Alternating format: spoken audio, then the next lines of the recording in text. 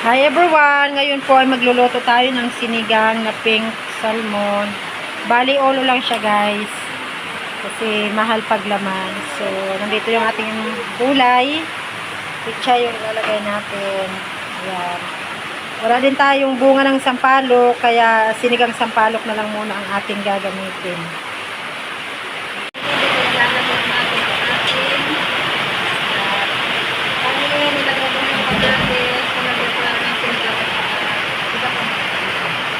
Tayin lang natin ang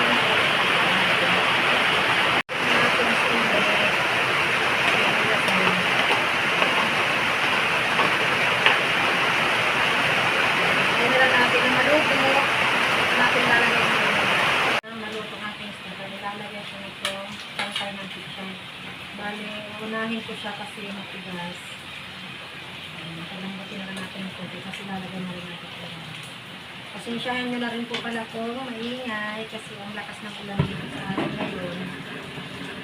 Paliluto ng ating isda, kaya nalagyan natin ating gulay. So, bali lang po na ang ating sinigang isda. Tamang-tama sa panahon natin ngayon na maulan, malamig. Thank you for watching everyone. God bless po sa inyo lahat.